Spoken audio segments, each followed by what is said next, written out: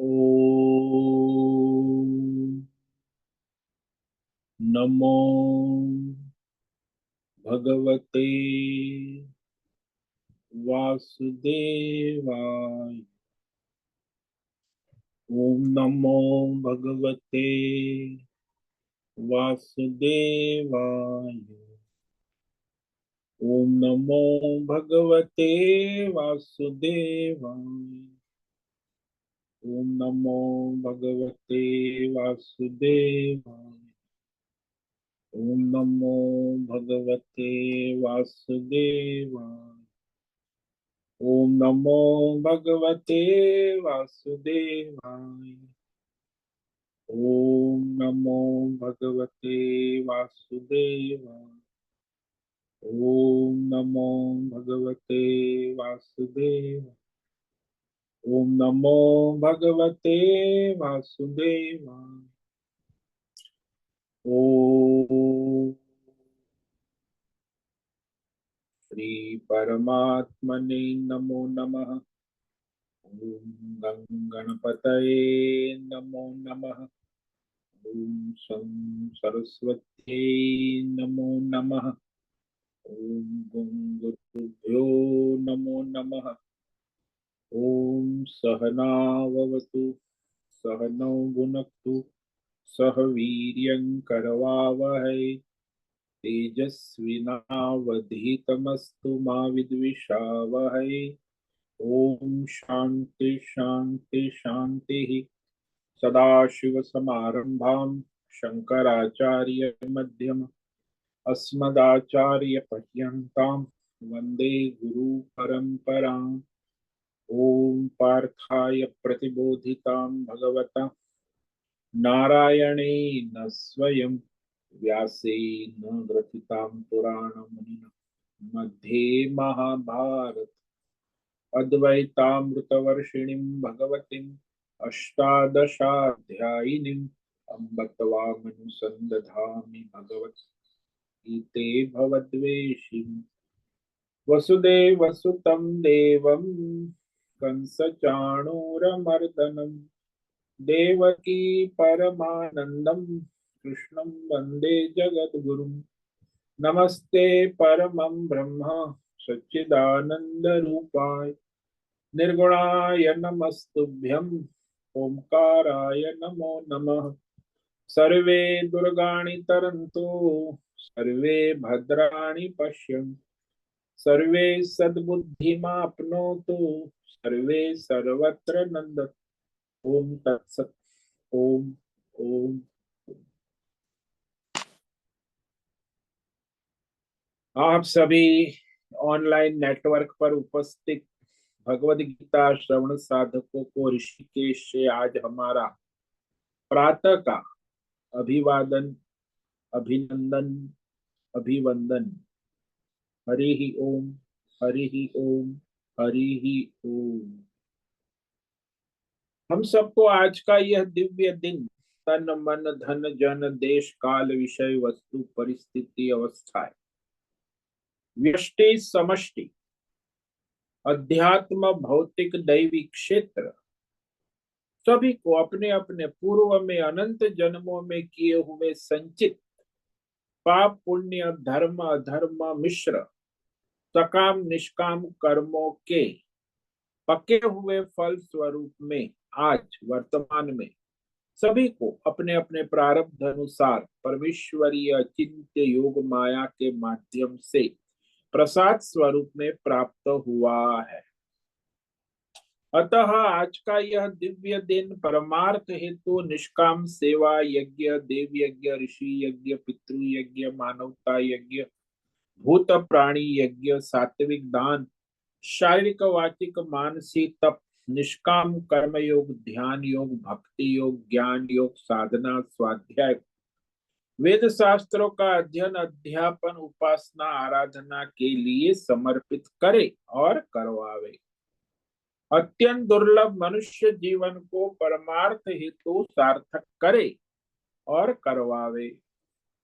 आज विक्रम संवत 2082 ज्येष्ठ मास शुक्ल पक्ष की षष्ठी तिथि सायं 7:58 तक है।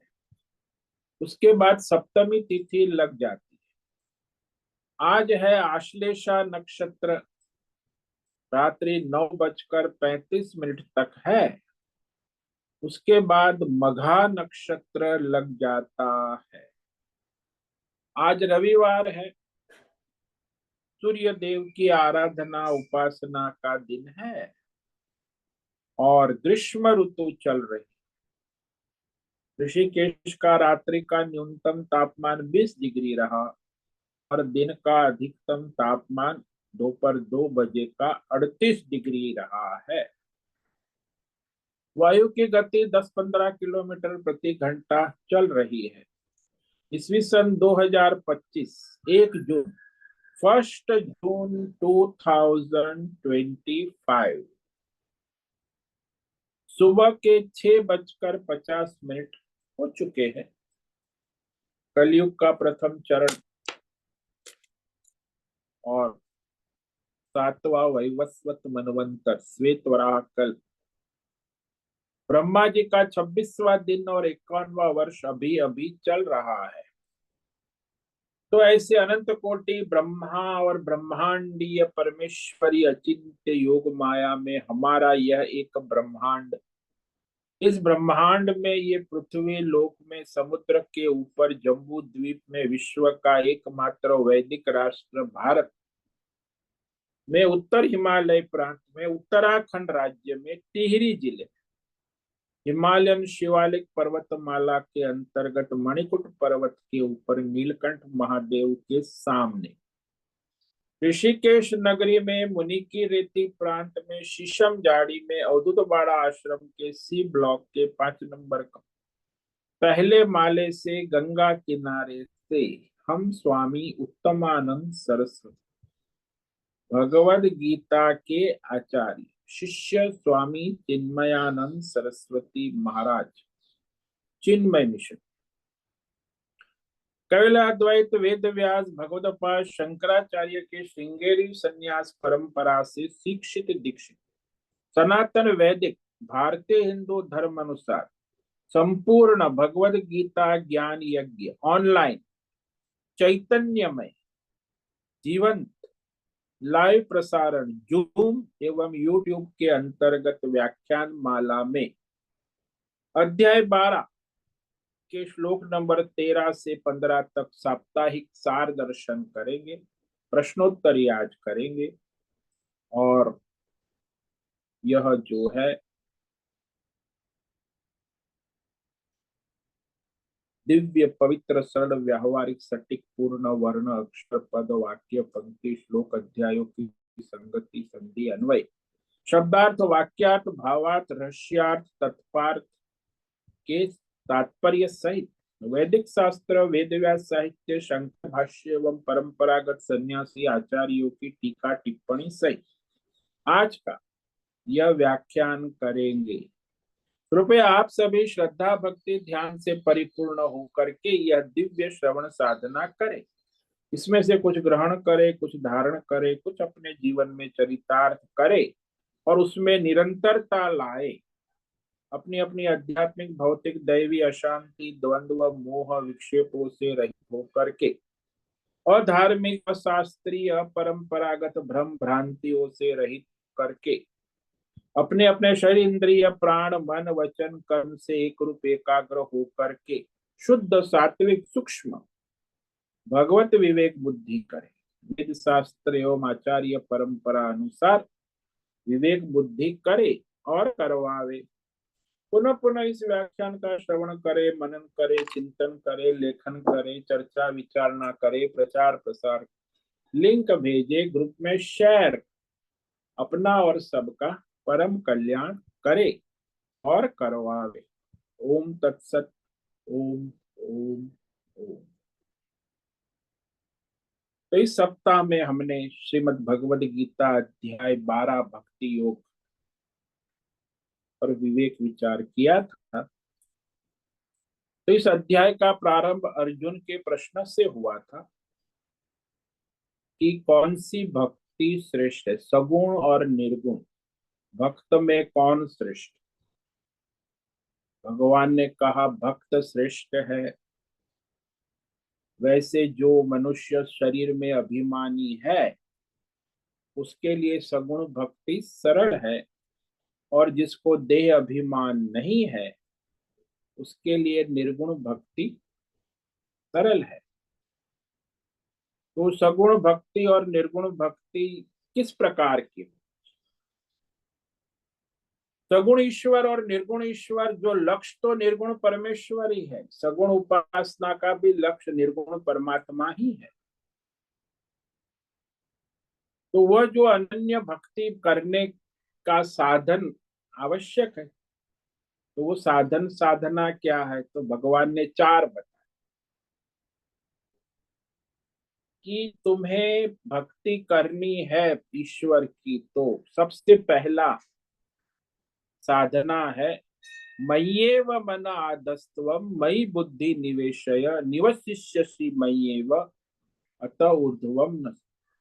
तो मुझ परमात्मा में अपने मन संकल्प विकल्प को लगाओ। परमात्मा में यानी शास्त्र में, परंपरा में, संत महापुरुषों में, ईश्वर में मन बुद्धि के संकल्प विकल्प करो ईश्वर के लिए। मन के संकल्प विकल्प ईश्वर के लिए करो और बुद्धि का संकल्प भी ईश्वर के लिए करो, तब तुम मुझे प्राप्त करोगे। निवश्यसि, परमात्मा से एकात्म भाव को प्राप्त हो जाओ। अच्छा, तुम मन और बुद्धि नहीं लगा पा रहे हो तो अभ्यास योगेन मामाप्तुमिच्छति। अभ्यास योग के द्वारा निरंतर मुझे प्राप्त होने के लिए इच्छा करो, प्रयत्न करो। अभ्यास योग का मतलब होता है विजातीय वृत्तियों से रहित सजातीय वृत्ति का अभ्यास। सजातीय वृत्ति निरंतर बनाए रखना, जैसे प्रतिमा की पूजा है, जप है, निरंतर दीर्घ काल तक। जहां मन नहीं लगता है वहां निरंतर लगाने के प्रयत्न को अभ्यास योग है। अच्छा, आप अभ्यास योग करने में भी समर्थ नहीं है तो क्या करें? तो भगवान ने कहा मत कर्म परमं भव। अपने सारे स्वधर्म नित्य नैमित्तिक कर्म जो है, यज्ञ दान तप सारे, मुझ परमात्मा के लिए समर्पित करे। यानी ईश्वर के निमित्त अपने सारे कर्म करे, चाहे यज्ञ हो, दान हो, तप हो, स्वधर्म हो, कर्म हो। बोले ईश्वर के लिए, फिर गलती हो गई, अधर्म तो ईश्वर के लिए कैसे होगा? बोले वो निवेदन करे ईश्वर, भगवान अधर्म हो गया, पाप हो गया, दोबारा ऐसा नहीं करे। तो सारे धर्म अधर्म पाप पुण्य भगवान को समर्पित कर, भगवान को समर्पित कर ईश्वर को निमित्त बनाए।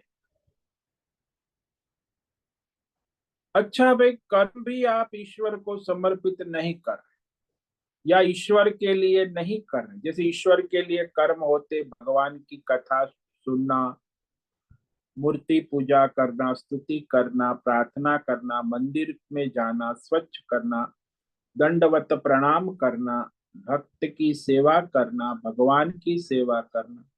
भगवान की सेवा से भगवान नहीं इतने प्रसन्न हो जितने भगवान के भक्त की सेवा से प्रसन्न हो। तो ये सारे कर्म भगवान के लिए करने वाले हो जा। जैसे रामकृष्ण परमहंस थे, छोटे 12 साल के लड़के थे, तो फिर वो वहां मंदिर में सेवा में लग गए, निरंतर अखंड सेवा। तो जो भी कर्म है भगवत परायण होकर करे तो भगवत, वो बोलते हैं मेरी प्राप्ति रूप सिद्धि को प्राप्त। यानी अंतःकरण शुद्ध होके आत्मज्ञान होगा। अच्छा भाई, तुम कर्म भी नहीं कर पाते हो, तो फिर सर्व कर्म फल त्यागम, मन बुद्धि अंतकरण को संयमित नियमित कर सर्व कर्म को, फल को ईश्वर को समर्पित करे। अच्छा कर्म हुआ, बुरा कर्म हुआ, तो उसका फल होगा पाप पुण्य, सुख दुख, तो ईश्वर को समर्पित करे। सर्व कर्म फल त्यागम को फिर कहा कि ये जो चार साधन है उसे तुम करो, तो तुम में अनन्य भक्ति ज्ञान योग प्रकट हो जाएगा। इसमें सर्व कर्म फल त्याग की श्रेष्ठता कहते हैं। श्रेयो ही ज्ञान अभ्यासात ज्ञानात ध्यानम विशिष्यते, ध्यानात कर्म फल त्याग त्यागात शांति अनंत। यानी अभ्यास योग से, अभ्यास से, शास्त्र अभ्यास से शास्त्र ज्ञान श्रेष्ठ है। शास्त्र ज्ञान से परमेश्वर का ध्यान श्रेष्ठ है। ध्यान से भी कर्म फल त्याग, यानी सर्व कर्मों के फल ईश्वर को समर्पित करना, तो वह कर्म फल में ममता आसक्ति मोह राग ना होना। ईश्वर के लिए कामना रहित कर्म फल की आसक्ति छूटती। कामना वाला मनुष्य कर्म फल का त्याग नहीं कर सकता, यानी निष्काम हो जा।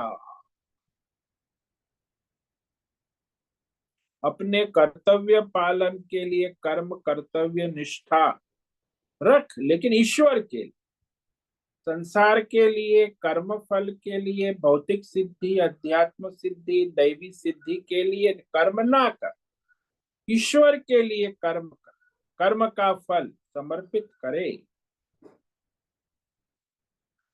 यदि ईश्वर को समर्पित कर्म फल होता है तो कहते तत्काल ही शांति प्राप्त होती है। तो संसार में जितनी भी अशांति है उसका मूल कारण कर्म फल की कामना है, इच्छा है, फल का आसक्ति है, राग है, तृष्णा है। अब जिसको फल में राग तृष्णा आसक्ति नहीं है, कर्म ईश्वर के लिए करता है, उसे शांति के सिवा कुछ नहीं मिलेगा। और जो ईश्वर के लिए नहीं करता है, अपने संसार परिवार पैसा पद प्रतिष्ठान मकान दुकान और अपनी कामना पूर्ति के लिए कर्म करता है, तो उसे फल की इच्छा जो है ना, वो अशांति खड़ी कर। तो संसार में जितनी भी अशांति है उसका मूल कारण फल की आसक्ति आकांक्षा, फल की कामना, फल की कामना ही अशांति है। और इसी तरह संसार में मनुष्य मोहित रहते हैं। अब जिन्हें भगवतमय हो चुके हैं, आत्मज्ञानी अनन्य भक्त, तो उसकी ऑटोबायोग्राफी, उनका परिचय, उनका बायोडेटा, उनका परिचय भगवान स्वयं दे रहे कि ये जो लक्षण है ये सारे अनन्य भक्त आत्मज्ञानी जो भगवतमय जीवन वर्तमान में जी रहा है, तो उसके भगवतमय जीवन की गाथा भगवान कहते हैं। अद्वेष्टा सर्वभूतानां मैत्र करुण एव च, निर्ममो निरहंकारः सम दुख सुख क्षमी। देखो, ये ज्ञानी भक्त है, अनन्य भक्त। वैसे संसार में चार प्रकार के भक्त होते हैं। जो कष्ट में भगवान को याद करते, उसका भगवान यहाँ नहीं कह रहे। आर्त कहते, आर्त, कष्ट में दुख में भगवान को याद कर। दूसरा है भौतिक अर्थ संपत्ति समृद्धि के लिए भगवान से प्रार्थना कर।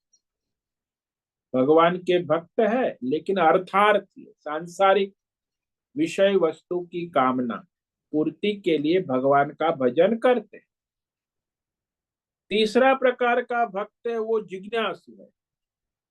कौन है भगवान, जानने की जिज्ञासा, यानी भगवत तत्व को जानता नहीं है, इसलिए फिर सत्संग में साधना में यहाँ वहां साधु संतों का संग करता है, जिज्ञासु। ये भी ज्ञानी भक्त नहीं है। जो ज्ञानी है, आत्मज्ञानी, वही अनन्य भक्त होता है। अज्ञानी तो भक्त होता ही नहीं है। फिर भी कामना वाला है तो ये आर्त अर्थार्थी जिज्ञासु होता है, उसकी कामना भी पूर्ण होती है। तो यहाँ भगवान कहते हैं जो अनन्य भक्त है, सर्वभूतानाम अद्वेष्टा, सभी प्राणियों के प्रति उसका आत्मीय भाव होता है। यानी आत्मीय भाव होने के कारण किसी के प्रति उसे द्वेष भाव नहीं, द्वेष नहीं करता। और सबके प्रति आत्मीय भाव होने के कारण वह सबके प्रति स्नेह प्रेम सहायता दया करुणा सहज से करता है। वो देखता है कि अरे ये तो दुर्गुणी है, लेकिन दुर्गुणी के दुर्गुण को नहीं देखता। वो उसमें अंतरात्मा जीवात्मा को देखते कि जीवात्मा तो दुर्गुणी नहीं है, उसकी अंतरात्मा तो परमात्मा है। मेरा संबंध ये सारे इसके गुणों से थोड़ी है, मेरा तो संबंध उसकी अंतर्यामी आत्मा परमात्मा से है। कोई भी दुर्गुणी ले लो, दुर्गुणी में से दुर्गुण को निकाल लो तो वो परमात्मा का भक्त है। सद्गुणी में से सद्गुण हटा लो, वो सद्गुण जो है उसको हटाया नहीं जाता, वो भगवान का स्वरूप है। इसलिए जितने भी भेद भाव है वहीं ये सारे द्वंद्व खड़े होते हैं। जहां एकत्व है, आत्मीयता है, भेदभाव नहीं है, वहां कोई भी द्वेष भावना नहीं रहती। फिर कहा मैत्र, सबका निस्वार्थ प्रेमी भक्त। मित्र कहा, मित्र निरपेक्ष स्नेह और करुणा, हेतु रहित दयालु, कोई भी हेतु नहीं रखता, कोई अपेक्षा नहीं रखता। करुण का मतलब होता है सबको जो जैसा है, सुख में सुखी दुख में दुखी, जिसके अनुसार उस सबके साथ व्यवहार करता है। हेतु रहित दयालु मतलब अनुकूल व्यवहार। भाई कोई दुखी है तो उसके अनुकूल दुख में सहाय करता है, कोई सुखी है तो उसके सुख में सहाय करता है। तो ऐसे सुख दुख में अनुकूल व्यवहार करने वाला करुण दयालु होता। और निर्मम, उसे पता है कि ये सारा संसार और ये मेरा तन मन धन जन, ये सब जो है भगवान का है। और निर्मम, सब भगवान का है, ममता रहित हो गया। और अहंकार, मैं भी भगवान का हूं। क्योंकि मनुष्य को अहंकार अपने शरीर, पांच ज्ञानेन्द्रिय, पांच कर्मेंद्रिय, मन बुद्धि चित्त अहंकार, यही अहंकार होता है। सूक्ष्म शरीर में अहंकार होता है और स्थूल शरीर और संसार में ममत्व होता है कि मेरा शरीर, मेरा परिवार, मेरा धन, मेरे जन स्वजन, ये सब भौतिक शरीर और उसमें ममत्व होता है। और अपने अंतःकरण में अहंकार होता है, मेरी बुद्धि, बुद्धि का अहंकार, इंद्रिय का अहंकार।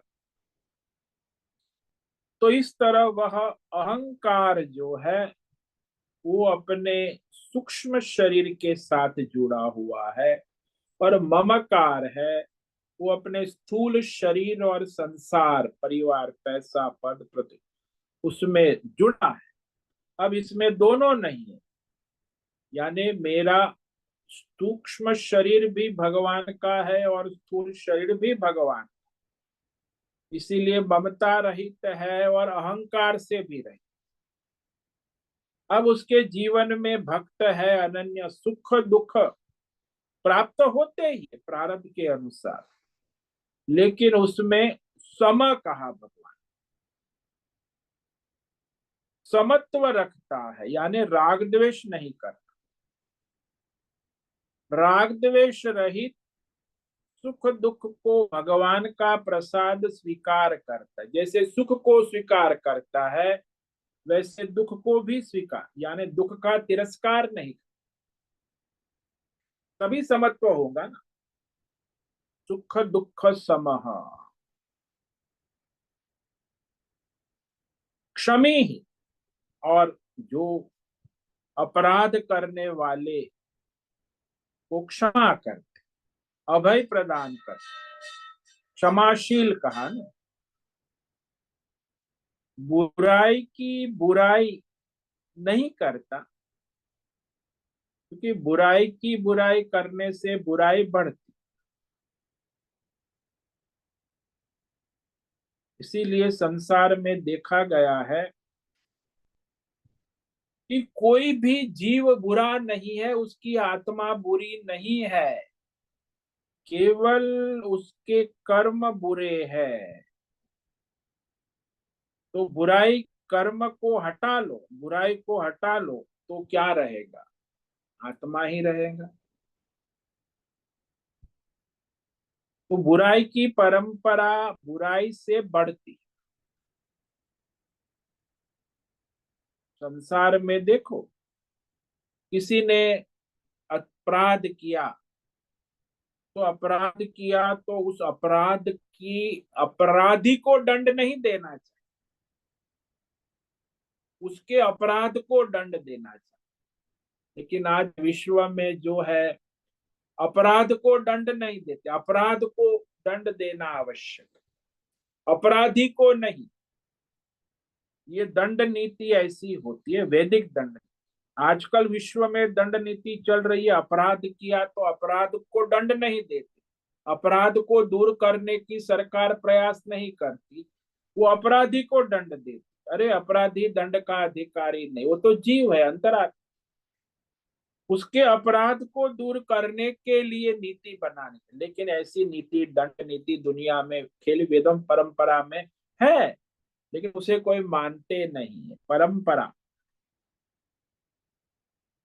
अपराध नीति संसार में, अपराध आज देखो, इतने पुलिस है, इतनी आर्मी है, इतनी जुडिशियल कोर्ट है, फिर भी अपराध बढ़ते ही है। रोज अखबार में पढ़ो आप, क्योंकि तुम अपराधी को दंड देंगे तो वो, उसकी अंतरात्मा फिर रिवेंज करेंगे, फिर वो अपराधी ही रहे। अपराध को दंड देना उचित है, अपराधी को नहीं। वो अपराध को दंड देना है तो उसके अपराध के विरोध में, उसको मानो कि उसने किसी की हत्या की है तो उसे अपराध है, तो उसकी अपराध में हत्या का अपराध उसको है, तो उसे ये करना होगा कि शरीर का अपराध, हत्या की गई है तो शरीर का उसका विवेक कराना होगा कि तुमने जो अपराध किया है वो शरीर से किया है, शरीर का अपराध है, आत्मा का अपराध नहीं। आत्मा कभी अपराधी होती ही नहीं, किसी की भी, चाहे कितना भी बड़ा अपराधी क्यों ना हो। इसीलिए संसार में ये धर्म कर्म जिसमें क्षमा है, ये क्षमा इस अपराध को काबू में कर। तो ये क्षमी होता है भक्त। योगी सततम संतुष्ट, निरंतर भगवतमय होता है। इसीलिए प्रारब्ध के अनुसार जो भी आता है जाता है, सुख दुख, उसमें वह संतुष्ट रहता है। सुख से भी संतुष्ट रहता है, दुख से भी, अनुकूल प्रतिकूल, यानी कोई शिकायत नहीं। जाही विधि राखे राम, ताही विधि रहे। भगवान जैसे रखते, आता है जाता है। मेरे किए हुए कर्मों का फल ही तो भगवान हिसाब ले रहे हैं।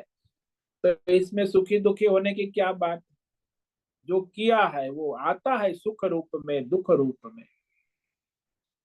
पाप किया है तो दुख रूप में आता है, पुण्य किया है तो सुख रूप में आता है। ये तो प्रकृति का नियम है। ऐसा नहीं है कि पुण्य करे और दुख आएगा, ऐसा नहीं हो। पाप करे और सुख आए, ऐसा नहीं है, वो दुख ही देगा। यथात्मा, जिसकी इंद्रिय और मन भगवतमय हो चुके हैं, संयमित नियमित और दृढ़ निश्चय, परमार्थ के विषय में उसका निश्चय दृढ़ है। कोई संशय नहीं है, कोई विपर्य नहीं है, कोई विरोधाभास, कोई कॉन्ट्राडिक्शन नहीं है, भगवान ही है। और समर्पित, मय्यर्पित, उसका स्थूल सूक्ष्म शरीर, मन और बुद्धि भगवान को समर्पित रहते हैं। और इस तरह जैसे कोई मनुष्य नौकर है, सेवा करता है, तो मन बुद्धि उसकी किसको समर्पित। वो मन बुद्धि और नौकर की, सेवक की मन बुद्धि मालिक को समर्पित। ऐसे ही भक्त की मन बुद्धि भगवान को समर्पित, शास्त्र को, परंपरा को, धर्म को। तो ऐसा भक्त मुझको प्रिय। भगवान को समर्पित मतलब भगवान ने जो वेद शास्त्र आज्ञा दी है, धर्म है, वो भगवान के लिए करता है। फिर कहा भक्त के लक्षण, आत्मज्ञानी के ये व्यावहारिक लक्षण बता।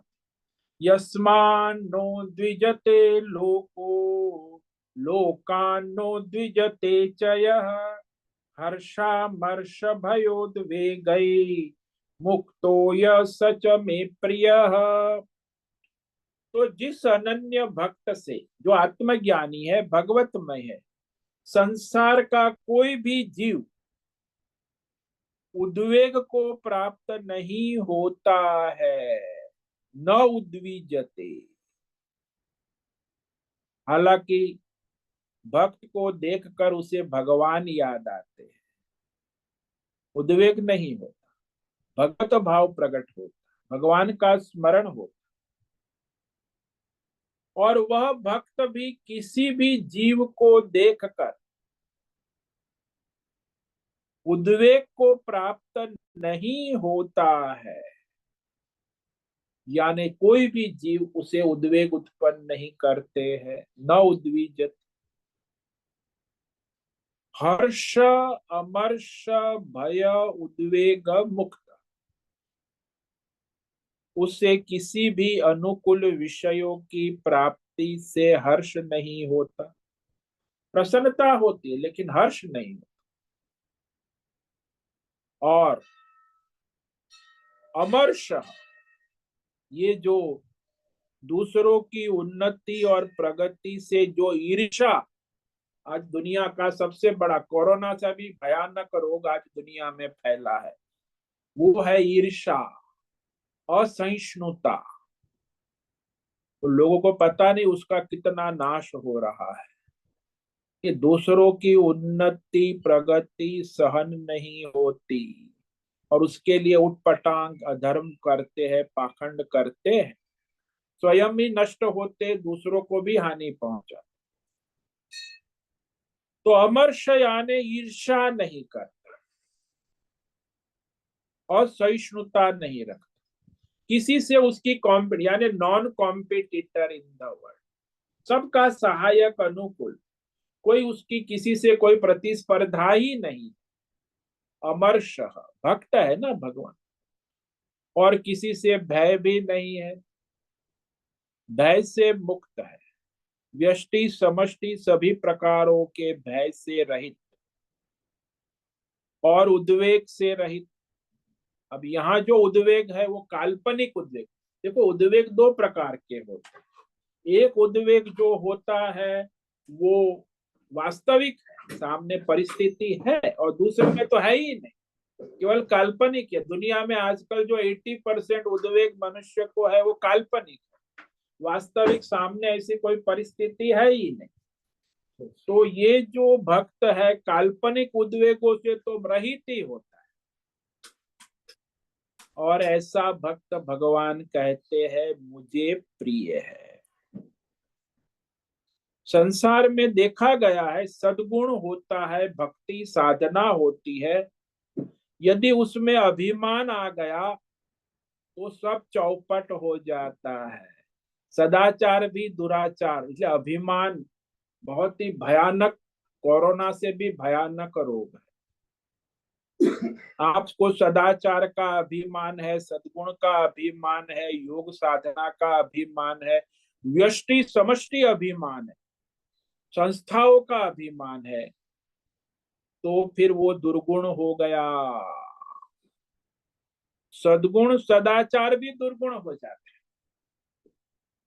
भक्ति योग साधना भी दुर्गुण हो जाते, दैवी गुण भी दुर्गुण हो जाते हैं, क्योंकि वहां अहंकार नाम का दूषण आ गया है। क्योंकि भगवान का समर्पित भक्त कभी उसे किसी प्रकार का अहंकार नहीं, अपने और दूसरों के विषय में। तो आपके सारे सद्गुण भी दुर्गुण बन जाते हैं, आपकी योग साधना सारी भक्ति भी दुर्गुण बन जाती है। क्यों? कि अहंकार अभिमान आ गया।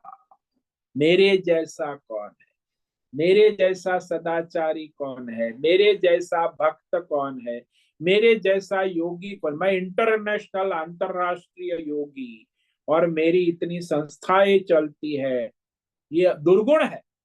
व्यष्टि समष्टि अहंकार, आजकल तो यही चल रहा है, अहंकार बहुत चलता है। ये कोई सद्गुण नहीं है, ये दुर्गुण है, दुर्गति और पतन का कारण है। तो भक्त में अहंकार नहीं होते, मुख्य है। और इस तरह कहा वह भक्त मुझे प्रिय है। तो आज हमने ये जो सप्ताह में विचार किया था उस पर थोड़ा संक्षेप में सार दर्शन किया। और जो विचार है कि संसार में लोग बड़ा परेशान होते अपनी बुराई और दूसरों की बुराई, ये सबसे बड़ी समस्या है। और उसमें आप समझते हैं कि हम उसको दंड देकर सुधारेंगे, तो सुधारने के सारे प्रयास व्यर्थ है, क्योंकि स्वयं सुधरेंगे नहीं तो दूसरों को क्या सुधारोगे। और दंड नीति में ये देखना होता है कि व्यक्ति की आत्मा को ठेस ना पहुंचे, उसे ये महसूस कराए कि उसने ये अपराध किया है और उस अपराध से वो निकलना चाहते, उसे सहाय करनी। अपराधी को अपराध से निकलने की सहायता करना, ये क्षमा है, दया। तो तभी जाके अपराध जो है, अपराधी संत भी हो जाता है। अब आप दंड देते रहोगे तो वो तो और भी अपराधी और क्रॉनिक अपराधी हो जाते। तो इस तरह अपराध से अपराध कभी नष्ट नहीं होता। अपराध जो है वो क्षमा से काबू में आता है। और ये नीति विश्व में आज नहीं चल रही है, तो उसका परिणाम भी विश्व में आप देखते हैं। ठीक है, आज का जो रविवार है, तो जो साधक उपस्थित है उसमें किसी को भी प्रश्नोत्तरी करनी है तो भी प्रश्नोत्तरी का समय है।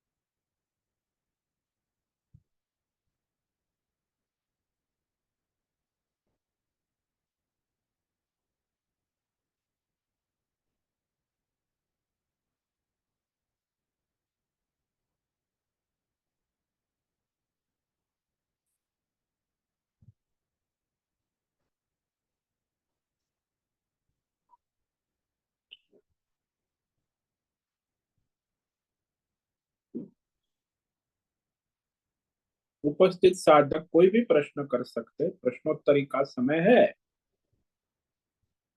संकोच ना करें। आपके प्रश्न जो है उसका समाधान का अवसर है, और एक क्षण में समाधान हो, जन्म जन्मांतर के प्रश्नों का एक क्षण में समाधान है। प्रश्नोत्तरी एक अमोघ अस्त्र है, ब्रह्मास्त्र, तो उसका सदुपयोग करें। आपके प्रश्न से आपकी समस्या का भी समाधान, और दूसरे जो सुनने वाले हैं उनके भी समाधान हो जाए। प्रश्नोत्तरी एक अद्भुत लाइव सत्संग। प्रश्नोत्तरी के द्वारा मनुष्य का जो है संशय नष्ट हो जाता है, स्वयं का तो नष्ट हो ही जाता है, फिर वो वापस उत्पन्न नहीं होता।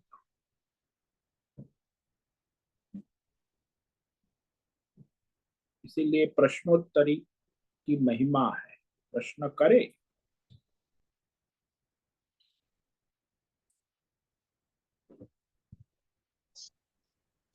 प्रणाम। हाँ रेशा बोलो। स्वामी जी, वो हाँ, मीन्स मुझे अभी ये सब समझ में आ रहा है और इतना अच्छा लग रहा है, तो इसीलिए मुझे क्या है कि मेरी आ, बहन को भी ये समझाना है, मगर वो उसके वो एंगर और ये गुस्सा, वो भगवान को वो कोसती है कि भगवान ने मुझे मदद हेल्प नहीं किया, ऐसा। तो उसको कैसे समझाने का वो नहीं समझ में आ रहा है। तो आई डोंट नो ये राइट क्वेश्चन। मैं समझ सकती हूँ और मेरे को भी इतना अच्छा लग रहा है ये सब, फ्री फील कर रही हूँ।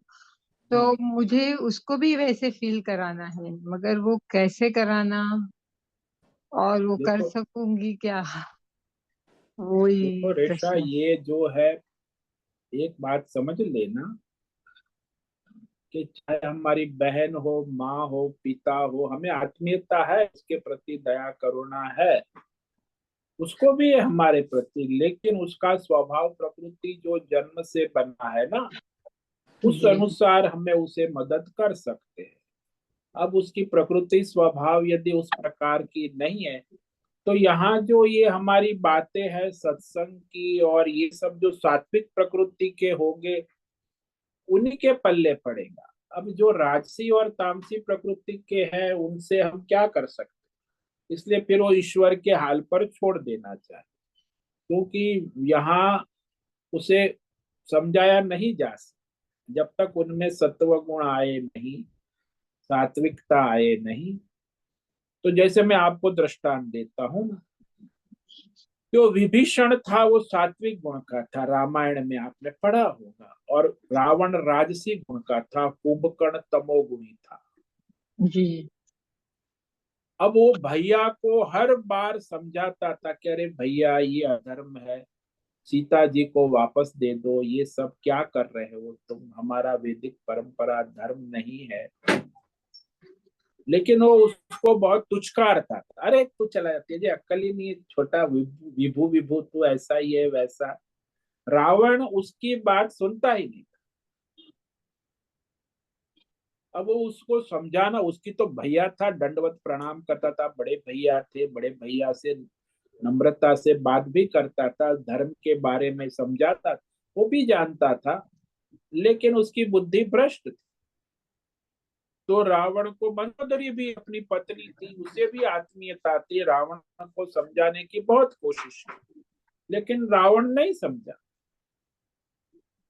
तो इस तरह जो स्वजन होते हैं उनको आत्मीयता होती है, इसलिए वो प्रयत्न करते भी है, लेकिन बाद में समझ में आता है कि हमारे प्रयत्न से तो कुछ होने वाला नहीं है, ईश्वर के प्रयत्न से होगा, तो इसका इलाज ईश्वर ही करेंगे।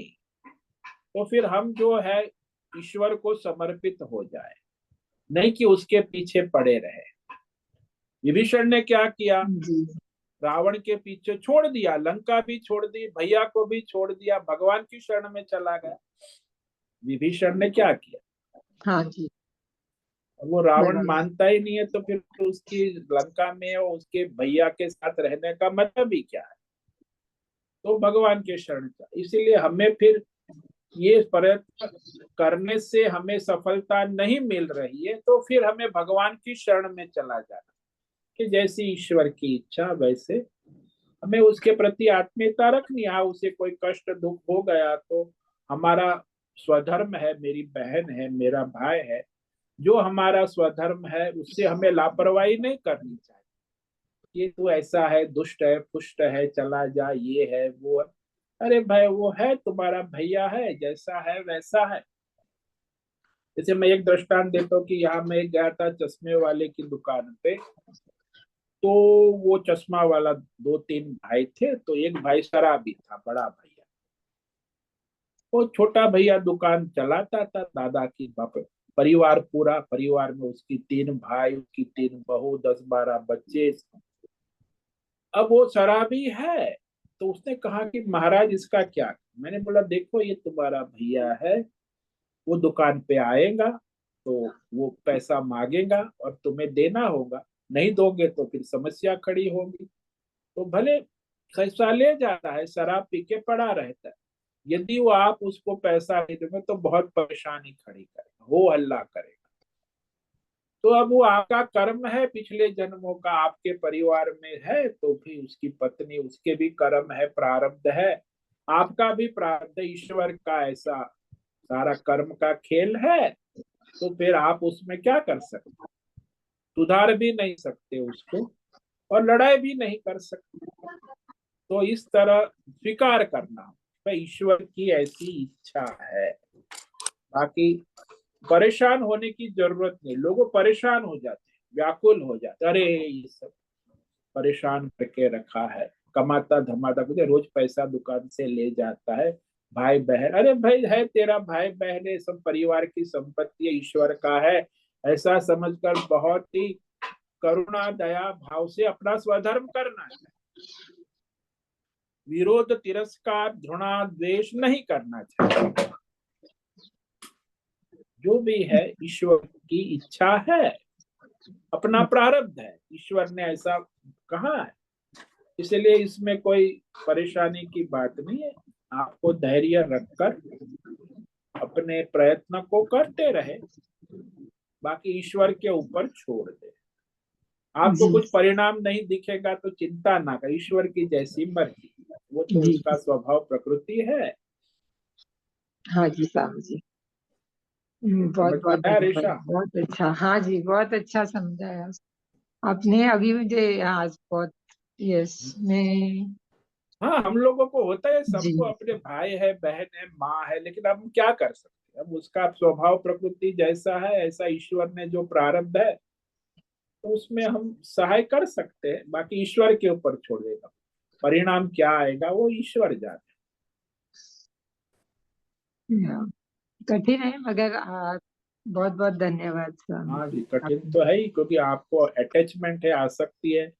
परिणाम भी चाहिए आपको कि सुधर जाए, ऐसा तो होता नहीं, ईश्वर चाहे वैसे होगा कि आप चाहे वैसे हाँ जी, ईश्वर जाए बराबर। वो भूल गई थी मैं। जी भाई। जी स्वामी जी, होगा। बहुत बहुत धन्यवाद स्वामी जी। नमो ओम नमो नारायण। नारायण।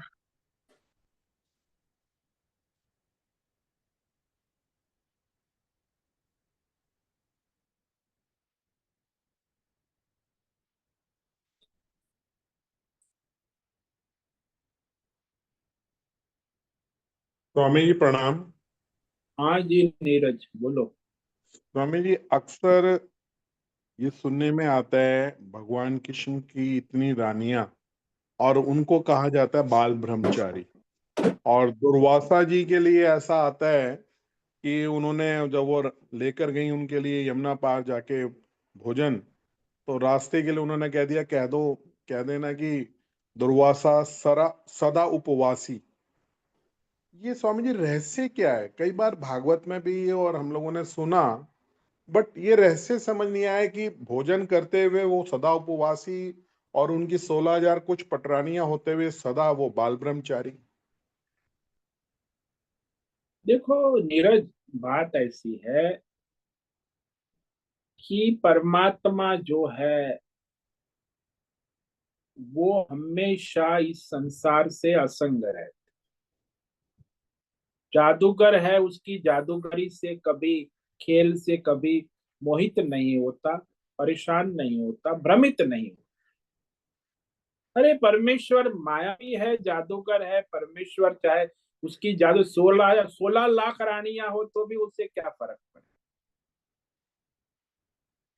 तो ये बात समझ लो, परमेश्वर जो है उनकी माया शक्ति उनके अधीन है और उससे पराधीन नहीं। वो चाहे वैसे माया को, खेल को चलाते हैं।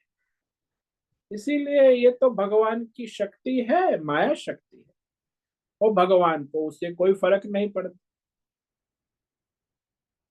इस तो समझ लो, ये जो सारा जो संसार है परमेश्वर के अधीन ही है। और माया जो है स्वतंत्र है नहीं। माया में जो भी मायामय संसार में हो रहा है, व्यष्टि समष्टि आपके जीवन में, वो सब परमेश्वर की सत्ता में है, परमेश्वर के अधीन है।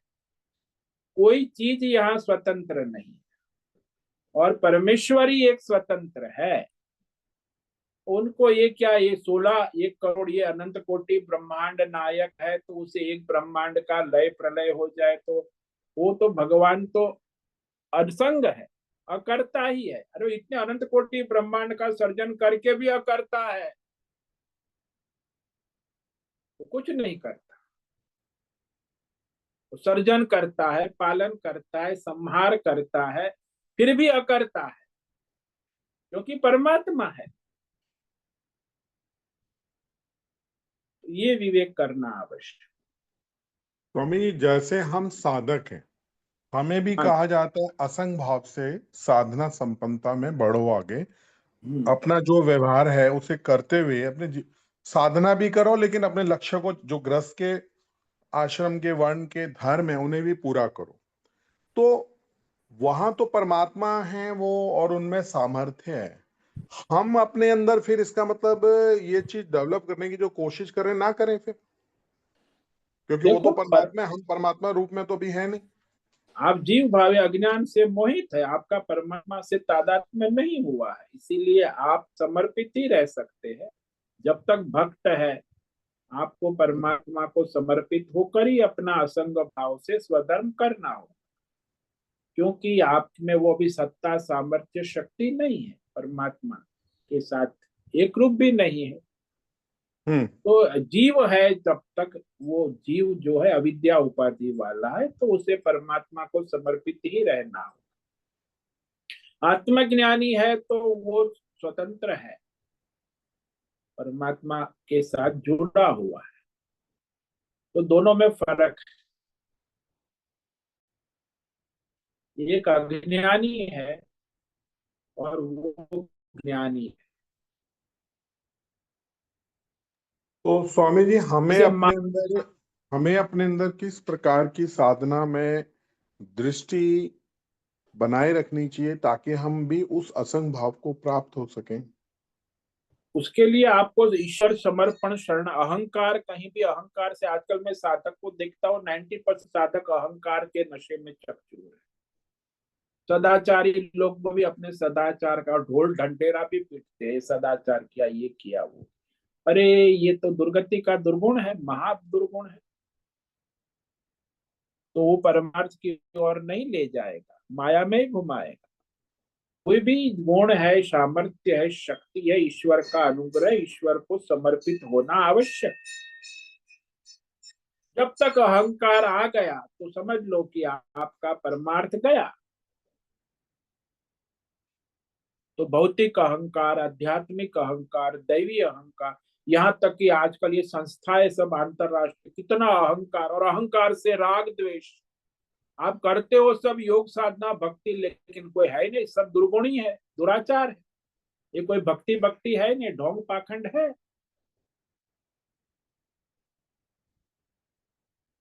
तो सद्गुण भी दुर्गुण हो जाता है, योग साधना भी भोग साधना हो जाती तो यानी कहने का तात्पर्य हम ये समझें कि हम निष्काम भाव से अपनी है। साधना हाँ भी करें और जीवन के व्यवहार को भी पूर्ण करें। हाँ जी, हाँ जी, निष्काम होंगे तभी अहंकार नहीं हो। सकाम में अहंकार रहेगा रहेगा रहेगा, चाहे योग साधना भक्ति करो, ज्ञान योग। आजकल ज्ञान योगी भी कितनी संस्थाएं हमारे, पहले तो कोई हमारे वैदिक परंपरा में ऐसी कोई संस्थाएं नहीं थी। आजकल तो कर्म योग, ध्यान योग, भक्ति योग, हजारों योग की हजारों मार्केट ऑनलाइन चल रही है। ये सब बाजारू है। मैं तो यहाँ कहूंगा कि बाजारू है, इसका कोई प्रयोजन नहीं। अहंकार है, माया है, वो उसमें भ्रमित हो जाता तो स्वामी जी, एक तो ये आया कि हम निष्काम भाव से अहंकार रहित होकर है। साधना निष्काम हाँ भाव से करें। और हाँ, स्वामी जी, और क्या, जैसे कि जिसमें हमारे अंदर असंग भाव आए, जगत में रहते हुए हम अपनी चेतना में स्थित प्रज्ञ रहें। नहीं, जब तक आप निष्काम, अपने आप में असंग भाव आने लगे ना, जब आप निष्काम अहंकार रहित ईश्वर समर्पित अपना स्वधर्म करे, योग साधना करे, सद्गुण सदाचार धर्म कर्म करे, बस आप में वो आने लगेगी अपने आप, ईश्वर का अनुग्रह से होगा, ये ईश्वर के अनुग्रह से। तो भले चाहे दुर्वासा ऋषि कभी ना कभी तो एक साधारण हमारी तरह जीव रहे होंगे, फिर हाँ तो साधना सब, हाँ संपन्न होते हाँ, हुए वो तो है ही। अपनी स्तुति को, पराकाष्ठा को प्राप्त हुए। तो यानी कि हम्म, हम अपनी साधना संपन्नता, निष्काम भावता को मजबूत बनाए। हाँ बस यही फंडामेंटल सबक, पूरी गीता का सार ये है। अर्जुन को भगवान ने यही समझाना चाहा कि तू कहाँ भाग रहा है, युद्ध कर, मैदान लड़, लेकिन निष्काम भाव से अहंकार रहित मुझे समर्पित होकर अपना धर्म युद्ध कर। बस तेरा कल्याण निश्चित है, तुम्हें सब आएगा, भगवान का प्रसाद। कर्म योग, ध्यान योग, भक्ति योग, भगवान आपको ले जाए। जी स्वामी जी, काफी स्पष्ट हुआ। नमो नारायण। ओम नमो नारायण।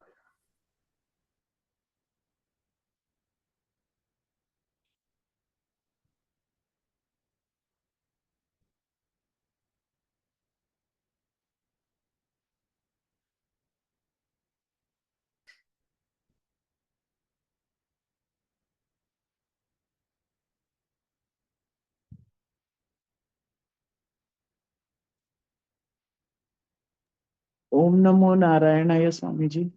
हाँ बोलो मीरा। स्वामी जी, जो रेशा जी ने प्रश्न पूछा अपनी बहन के बारे में, हाँ जी। तो हमें बहन भाई पति जो है हाँ, वो उनके लिए प्रार्थना भी नहीं करना चाहिए भगवान को कि नहीं प्रार्थना उनके करो, कृपा उसका करो। प्रारब्ध है, उसको स्वीकार करो, वो जैसा है वैसा उसे स्वीकार करो। यहाँ तो प्रॉब्लम ये है कि आपने उसको जैसी है भाई वैसा है स्वीकार ही नहीं किया। आप चाहते हो हमारे वैसा अहंकार वो से, होना चाहिए, यही सबसे बड़ी समस्या। हमारे अहंकार से। हाँ, ये सबसे बड़ी समस्या है। अरे मेरा भाई है, जैसा भी है ईश्वर ने दिया है, तो भी वो माँ है जैसी है। अब आप उसको वैसा, आप तो अपने ढंग से उसको चाहते हो, ये सबसे बड़ी समस्या है। और वो सोचती होगी कि ये क्यों भगवान भगवान करती है, वो आप हाँ उसके तरफ, वो हमें हाँ उसके तरफ करना चाहते हैं। हाँ। हाँ, तो दोनों अपने भ्रम में है, अज्ञान में। यानी ये हमें ये जजमेंट सब नहीं करना चाहिए, भगवान ने जो किया है वो सही है, हाँ और जब हाँ भगवान चाहेंगे तब चेंज होगा। हाँ, हम सिर्फ अपना कंट्रोल, अपना अपना उसमें स्वधर्म करे, करो। बस। हाँ। हाँ, हमें जो भगवान ने स्वधर्म दिया है वो हम करेंगे। अच्छा। और बुरा भी नहीं लगना चाहिए बहन के लिए, मतलब हाँ जजमेंट का सवाल ही नहीं है। हाँ, तो हम अपना स्वीकार रास्ते करो, जाए, जैसा बाकी है को वैसे, तो भगवान ले मेरी जाएंगे। बहन जैसा है हम्म। वैसा है, भाई जैसा है वैसा है, पत्नी जैसी है वैसी है। अब जो भगवान ने, ईश्वर ने निर्धारित किया है, अब इसमें मैं क्या कर सकता। हम्म। तो वो आप सारी वो जजमेंट और चेंज लाइक्स होके एंड मेरे डिसलाइक, तरह हो जाए, हाँ ये ये हम सब भ्रम निकाल अहंकार देना। है कि मैं बहुत हाई लेवल हाँ पे हूँ। हाँ, वो नहीं। अच्छा। इसको मैं सुधार लूंगा, इसको मैं, वो सुधार भगवान लूंगा। चाहेगा तो होगा सब। आप वो सब केवल अपना भगवान का काम स्वधर्म है। करो, हाँ। प्रार्थना करो, प्रयत्न करो, लेकिन आग्रह मत करो। हम्म। ये आग्रह हठाग्रह दुराग्रह अहंकार से होता है। हम्म। हमें भाई उसका आप, अहंकार दिखता है, अपना अहंकार नहीं दिखता है। हाँ ये अज्ञान इतना होता है ना। हम किसी अच्छा। का प्रारब्ध बदल नहीं सकते हैं ना। नहीं, कोई नहीं बदल सकता। आप स्वयं भी अपना प्रारब्ध भोग के ही परिवर्तन, ईश्वर चाहेगा तब होगा, ईश्वर के अनुग्रह से होता है। लेकिन आप कहोगे मैं मेरा प्रारब्ध बदल दूंगी, ये संभव नहीं। नहीं। ईश्वर का अनुग्रह से कभी भी एक क्षण में बदल सकता है। हम्म। जीव को तो अपने प्रारब्ध का स्वीकार करना ही होगा, क्योंकि ईश्वर द्वारा निर्धारित है। वर्तमान में जो आपके सामने है वो आपका प्रारब्ध है, और ईश्वर हम्म। ने निर्धारित किया है। उसमें हम्म। परिवर्तन लाने का प्रयास आप कर सकते हो, ईश्वर से प्रार्थना कर सकते हो, लेकिन उसको बदलना, उसका सारा कार्य जो है ईश्वर के अधीन है। सत्ता ईश्वर की है, जीव की नहीं है। हम्म। तो जीव को तो वहां एक स्वतंत्रता है कि वो अपना ईश्वर को समर्पित भाव से प्रयत्न पुरुषार्थ करे, बस। अपने लिए मतलब वो कब ठीक होगी, तो फिर कितने जन्म लगेंगे, वो सब नहीं कुछ नहीं नहीं नहीं नहीं, सोचना। नहीं कुछ नहीं नहीं, भी नहीं अपना सोचना। पुरुषार्थ अपने हाँ, कल्याण के लिए हर जीव का रक्षक और भक्षक और ईश्वर सब है। कुछ ईश्वर है। ईश्वर, हाँ। हाँ, और उसका कर्म का हमें हिसाब ये ईश्वर ने। रास्ता मिला है, ये हमारी क्या बोल रहे हैं कि अहोभाग्य है। हाँ और हमें इसमें उन्नति करने की कोशिश अपने ऊपर करना चाहिए, हाँ कुछ हाँ जी, ऊपर से। अपना आत्म कल्याण की, वो सामने वाले की उन्नति हो ना हो ईश्वर के ऊपर निर्भर है, लेकिन आप अपनी उन्नति स्वयं कर सकते हो। हम्म। तो वहां आपको स्वतंत्रता है, सामने वाले की उन्नति में आपको स्वतंत्रता नहीं। हम्म। पूरा ड्रामा भगवान ने लिखा हुआ है। हाँ, जो ड्रामा निश्चित है वो तो चलेगा। या तो इसमें और भी चॉइस है, आपको ड्रामा स्टेज पे नहीं रहना है, स्टेज से उतर जाओ, बस हम्म। हो गया सब, आप ड्रामा खत्म। यानी अपने मन से ये सब चिंताएं निकाल दो। हाँ, स्टेज पे रहोगे तो ड्रामा करना ही होगा आप। और जिंदगी का स्टेज से कैसे निकले स्वामी जी? आपको निकलना है तो चॉइस सबको है, छोड़ दो, बस संन्यास ले लो, बैठ जाओ भगवान के भजन में, कोई आपको रोकता नहीं। या दुनिया के व्यवहार से अपने खुद को डीलिंक करो, ऐसा बोल रहे हैं आप? हाँ, तो डीलिंग करो तो करो, फिर निष्काम भाव से करो, समर्पित भाव से करो। यदि नहीं कर पा रहे हो तो फिर त्याग पत्र दे दो दुनिया को, बस हम भगवान का भजन करते, संन्यास ले लो। हर क्षण संन्यास की स्वतंत्रता, स्टेज छोड़ दो, भगवान के हम्म। भजन में लग। आप तो स्टेज में रहना चाहते हैं, समस्या में रहना चाहते हैं, और सारा भगवान को समर्पित नहीं होते हैं, तो फिर समस्या अब चलते ही रहे। तो भगवान के काम में अड़चन करना चाहते हाँ, वो अड़चन ही करते, ज्यादातर तो यही हो रहा है संसार में। ईश्वर के काम में आप अनुकूल नहीं हो रहे, आप अपने अहंकार से संसार में समस्याएं खड़ी कर रहे हैं, उसके लिए, दूसरों के लिए, अपने लिए। हैं।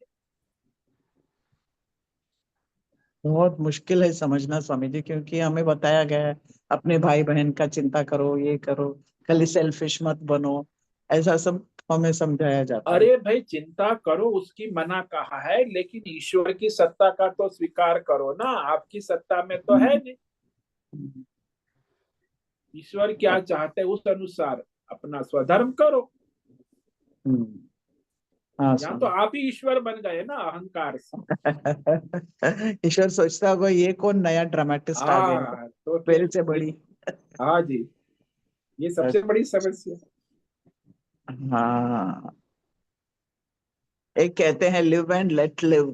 तो हम लिव करके अपने रास्ते आगे जाएं, बाकी लोगों को लेट लिव, वो हाँ, भगवान ईश्वर के के ऊपर छोड़ दो। आश्रय में हाँ, है। ईश्वर, ईश्वर की जैसी इच्छा है वैसे होगा, संसार वो चला रहा है, आपको चला रहा है। हम्म। सब हम्म। जीवों का हिसाब किताब, कर्म फल दाता ईश्वर है, जीव नहीं है।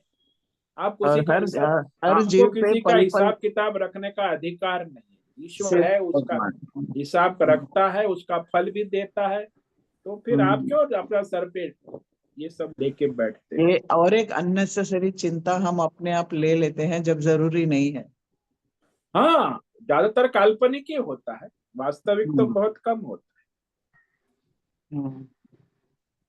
लाइफ सिंपल है और हम तुले हुए उसे कॉम्प्लिकेट करने में। है। हाँ, ये अज्ञान से, अहंकार से कॉम्प्लिकेटेड हो रहा है। हाँ हाँ स्वामी जी, ओम नमो नारायण। हर रोज थोड़ा थोड़ा थोड़ा थोड़ा और समझता है। हाँ जी। ओम नमो नारायण या स्वामी जी। ओम नमो नारायण।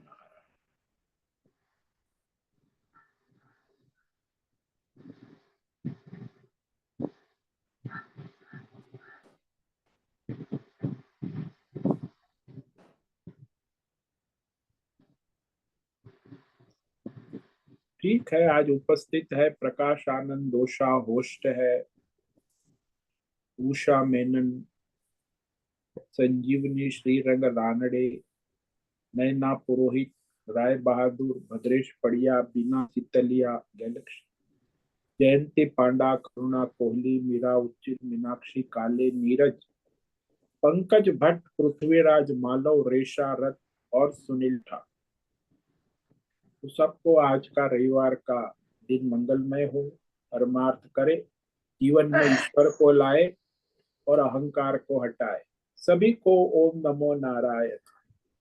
सभी ओम नमो दर्शकों को आज का ओम ओम नमो नमो नारायणाय स्वामी जी। ओम ओम नमो नमो नारायण। नारायण सभी स्वामी जी। साधकों को ओम नारायण नमो नारायण। बहुत बहुत धन्यवाद सभी को। ओम नमो नारायण। मुझसे ओम निवेदन नमो है, नारायण स्वामी जी। ओम नारायण नमो नारायणाय। ओम नमो नारायण। आज का मुझसे दिव्य निवेदन सत्संग है, हम यही पूर्ण करते हैं। सभी साधकों को ओम नमो नारायणाय। सभी साधकों को ओम नमो नारायणाय।